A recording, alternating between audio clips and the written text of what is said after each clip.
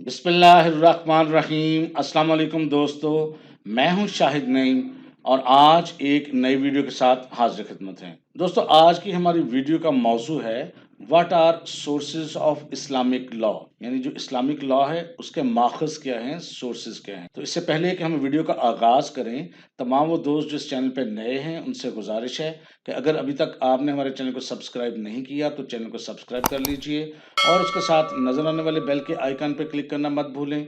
उससे ये होगा कि हमारा लॉन्ग टर्म रिलेशनशिप एस्टेब्लिश हो जाएगा।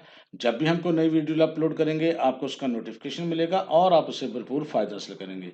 तो आइए बगैर ताख़ीर के अपनी वीडियो का आगाज़ करते हैं। तो दोस्तों, जैसा मैंने आपको शुरू में बताया कि आज के हमारा टॉपिक है सोर्सेज ऑफ इस्लामिक लॉ।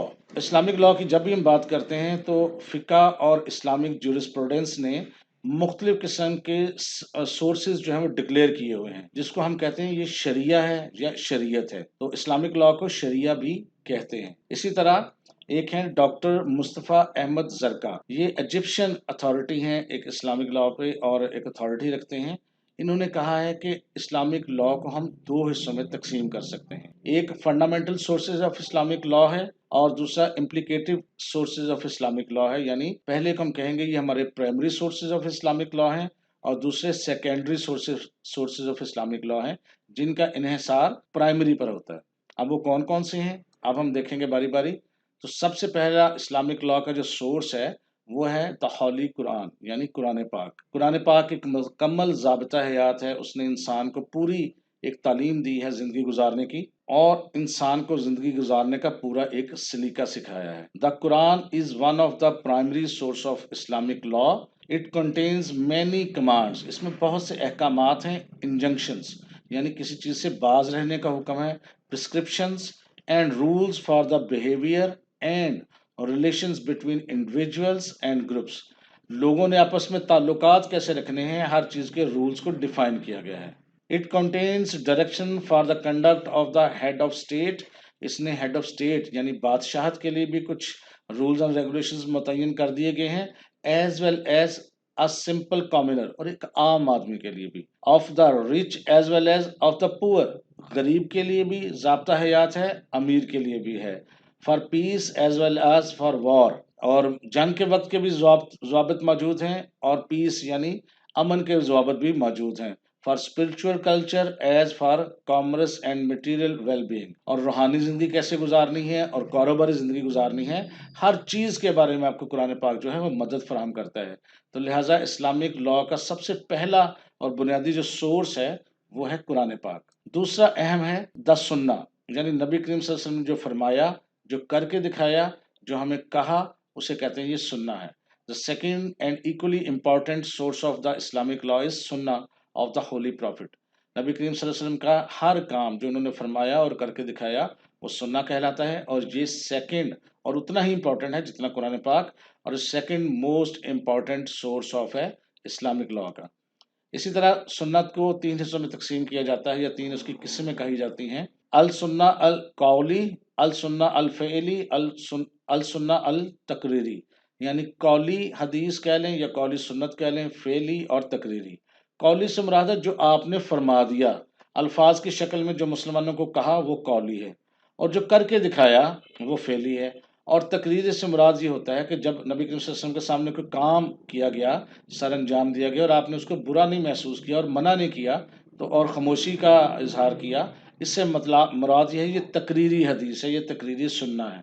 तो ये जितनी भी किस्में हैं ये सारे के सारे सोर्सेज ऑफ इस्लामिक लॉ हैं। इस सिलसिले में बहुत सी किताबें भी लिखी गई हैं। मैनी बुक्स ऑफ अहादीस वर कंपाइल्ड, बहुत सी मुरतब की गई हैं, यानी हदीस को इकट्ठा किया गया है, जिसमें से दो सही और अथेंटिक कंपाइलेशंस हैं। वो कौन सी हैं? First was compiled bye Abu Abdullah Mohammad बिन इस्माइल अल बुखारी, और इस किताब को कहते हैं सही अल बुखारी। इस किताब पर जितने भी मकतब फ़िक्र हैं तमाम के तमाम मुत्तफ़िक हैं। इसमें सिर्फ वही अहादीस ली गई हैं जिनके रावी बाकायदा जाके एक सही तरतीब के साथ नबी करीम सल्लल्लाहु अलैहि वसल्लम से मुंसलिक होते हैं और उसमें किसी किस्म के शक की कोई गुंजाइश नहीं है। अहादीस की दूसरी कुतब में दूसरी अहम तरीन जो बुक कंपाइल की गई है वो मोहम्मद इब्न अल हिजाज ने की है, ان کو کہا جاتا ہے صحیح مسلم، اس میں بھی وہ احادیث ہیں جس پر تمام لوگ اتفاق کرتے ہیں اور کسی میں بھی راوی ضعیف ہونے کی گنجائش یا حدیث ضعیف ہونے کی گنجائش نہیں ہے۔ مسلمز بلیو دا سنہ to be the second important to the قرآن، تو قرآن کے بعد سب سے صحیح ترین جو سورس گنا جاتا ہے اسلامک لاز کا وہ ہے سنہ۔ تیسرا اہم ترین سورس ہے جی اجماع۔ اجماع سے کیا مراد ہے؟ اجماع مینس دا جنرل ایگریمنٹ اور کنسنسس، یعنی کسی ایک چیز پر آپ کا اتفاق ہو جانا، متفق ہو جانا among the Muslim community about any matter affecting the Muslims in the light of the Quran and Sunnah، یعنی مسلمانوں کا اگر ایک گروہ قرآن و حدیث کی روشنی میں کسی ایک چیز پر اگر متفق ہو جائے تو ہم کہیں گے یہ اجماع ہے، یعنی کسی ایک چیز پر متفق ہو جانا، اتفاق کر جانا۔ اجماع کو سپورٹ حاصل ہے نبی کریم صلی اللہ علیہ وسلم کی سینگ سے بھی۔ اجماع is the supported by the saying of the holy prophet صلی اللہ علیہ وآلہ وسلم، آپ نے فرمایا my ummah will never be united on error، یعنی میری امت کبھی بھی غلط چیز پر متفق نہیں ہو سکتی۔ اس لیے اجماع کو جو ہے وہ بڑا اہم ترین رکن سمجھا جاتا ہے اور سورس سمجھا جاتا ہے اسلامک لاء کا۔ چوتھا ہے جی اجتہاد۔ اجتہاد کے لفظی مطلب ہے ٹو اسٹرائیونگ اور سرچنگ، یعنی کسی چیز کا حل تلاش کرنے کی کوشش کرنا یا اس کو سلوشن کو تلاش کرنا۔ It means the striving to interpret the saying of the Quran and the Sunnah of the holy prophet صلی اللہ علیہ وآلہ وسلم in order to adopt them to the new conditions of the Muslim life and society، یعنی نبی کریم صلی اللہ علیہ وسلم کی جو احادیث ہیں، سنت ہے، اس میں سے اور قرآن پاک میں سے ایسے احکامات کی تلاش کرنا جو کسی نئی کنڈیشن یا جو کوئی نئی صورتحال پیش آ رہی ہے اس کے حوالے سے، but within the precedents laid down by the earlier مجتہدز، لیکن اس میں پہلی جو مجتہدین نے کوئی اجتہاد کیا ہوا ہے اس کی مثالیں بھی مد نظر رکھی جاتی ہیں، اینڈ فقہs، اور فقہ کو بھی especially of the four schools of fiqh, جو اسپیشلی ہمارے پاس جو فور اسکولز آف تھاٹس ہیں اسلام میں، جس میں حنفی ہے، مالکی ہے، شافعی ہے اور حنبلی ہے، ان کی روشنی میں بھی اجتہاد جو ہے وہ سورس آف لا ہے بڑا اہم اسلام کا۔ اسی طرح اجتہاد جو ہے اس کی دو قسمیں ہیں، اجتہاد مطلق اور اجتہاد مقید۔ یہ اس کی پوری تفصیل جو ہے نیکسٹ کسی چیز میں ہم بات کریں گے انشاءاللہ تعالیٰ، کیونکہ یہاں صرف ہم نے سورسز کی بات کرنی ہے تو اس سے آگے چلیں گے۔ اس کے بعد ہے جی قیاس۔ قیاس کا مطلب ہوتا ہے اندازہ لگانا، اندازے سے کسی چیز کو کرنا، لیکن اس طرح نہیں، ایک قرآن و حدیث کی روشنی میں۔ This is often the case when the general principle can be applied to a new situation. روزمرہ کی زندگی میں کوئی ایسا نیا معاملہ پیش آ گیا جو اس سے پہلے پیش نہیں آیا تھا، تو قرآن و حدیث کی روشنی کے اندر پھر اس کا حل تلاش کرنا اور خیال کرنا کیا یہ اسلام میں چیز جائز ہو سکتی ہے یا نہیں ہو سکتی ہے، اور اپنا اندازہ قائم کرنا۔ اس کی ہم چھوٹی سی ایک مثال بھی دیں گے۔ when recent scientific evidence shows that tobacco smoking is risky for the human health، جب سائنس نے ثابت کر دیا ہے کہ تمباکو نوشی جو ہے یا سگریٹ نوشی جو ہے وہ صحت کے لیے مضر ہے، خراب ہے، تو پھر یہ دیکھنا کہ کیا یہ اسلام میں جائز ہوگی یا نہیں ہوگی۔ تو Islam authorities deduce that the prophet صلی اللہ علیہ وسلم ورڈز، انہوں نے نبی صلی اللہ علیہ وسلم کی ایک حدیث بیان کی ہے، do not harm your self اور ادرس، نہ تو اپنے آپ کو نقصان پہنچاؤ اور نہ دوسروں کو۔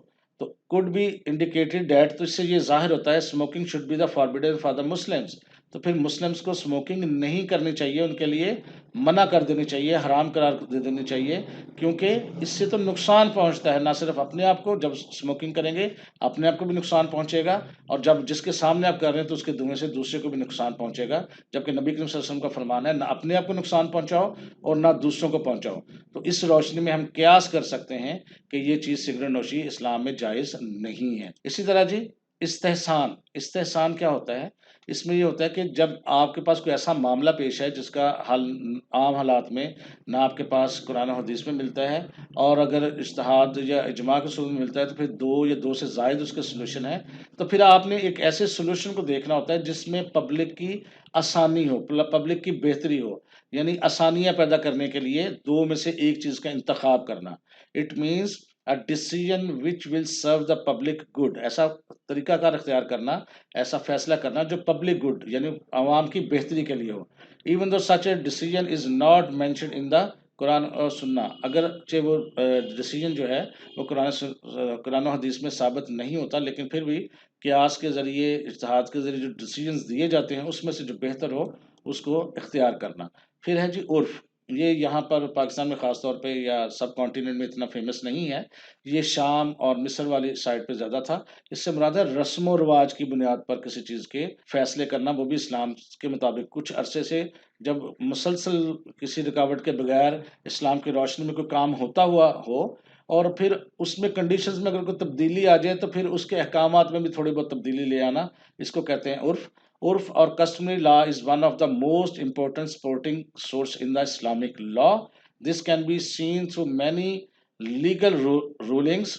بہت سے لیگل رولنگس کے ذریعے اس کو ہم دیکھ سکتے ہیں in the Islamic law, which was based on the urf, in which most of these احکام will change according to the change of the circumstances, place and time.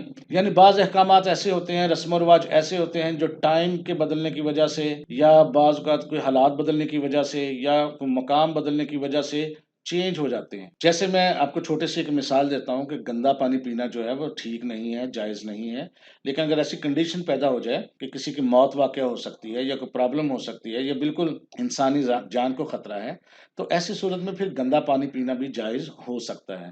تو ایسی صورت میں پھر یہ بھی ایک سورس آف لا ہے کہ وقت کے حوالے سے چیزوں کو تبدیل کیا جا سکتا ہے ضرورت کے مطابق، تاکہ انسانیت اور انسانوں کی بہتری ہو سکے۔ تو دوستو یہ تھے وہ main primary sources of Islamic law جن پر ہمارا اسلامک لا جو ہے بیس کرتا ہے۔ میں امید کرتا ہوں آپ کو سمجھ آ گئی ہوگی۔ اگر آپ اس قسم کی مزید ویڈیوز دیکھنا چاہتے ہیں تو مجھے کمنٹ کر کے ضرور بتائیں۔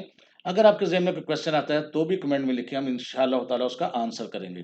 اگر آپ کو یہ ویڈیو اچھی لگی ہے تو اس کو لائک کر دیجئے اور شیئر کر دیجئے۔ انشاءاللہ تعالیٰ ملتے ہیں نیکسٹ ویڈیو میں کچھ نئی چیزوں کے ساتھ، تب تک کے لیے اللہ حافظ۔